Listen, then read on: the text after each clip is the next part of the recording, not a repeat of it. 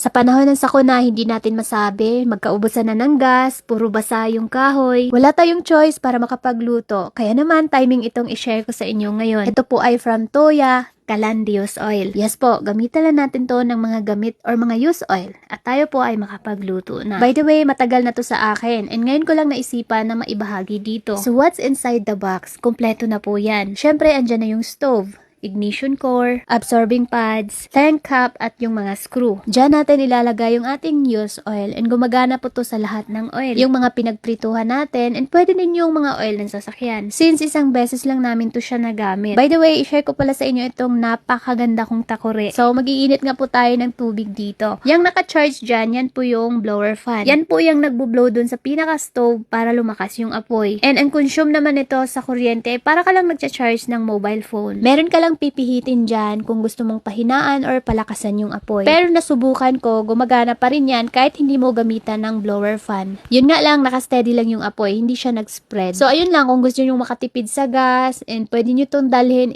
sa outdoor, saan man kayo magpunta, pwede kayong magluto anytime, anywhere. And napakaganda din po ng quality nito. Hindi siya ganun basta-basta magkaroon ng kalawang. By the way, sa may mga gusto nito, alam niyo na, ilagay ko yung link sa comment section. Kung tatanungin niyo naman po ako kung mangingitim ba yung ilalim ng kaldero, masabi kong depende po sa oil na gagamitin nyo. And yes po, nangingitim siya, pero hindi tulad nung sa kahoy talaga na kailangan mong kuskusin after yun, parang mabilis lang siyang matanggal. Parang ano lang siya, anuos kung sa Bisaya. Meron tong version 1 and version 2. At itong binili natin mga langga, ito na yung pinaka-latest kasi ano na talaga siya, ma-quality and matibay na po. And super napakadali lang din niyang linisin. Alam niyo kung dati yung mga used oil namin, talagang tinatapon lang namin. Tapos yung pinang-change oil namin na sasakyan, talagang tinatapon lang namin. Pero ngayon, sobrang gamit na namin. Binili namin to for emergency purposes lang talaga, hindi pang everyday. Pero kapag nakagas talaga kayo, tapos may something kayo na pwedeng lagain, like yung matagal talaga, so dito talaga yung ideal mga langga dahil sobrang tipid niya po talaga. So ayun lang, anyway, ito lang naman po ang ma-share ko sa inyo for today's video. Sobrang salamat po sa laging suporta nyo sa mga vlog ko. Ang susunod na video po ay hindi para sa lahat.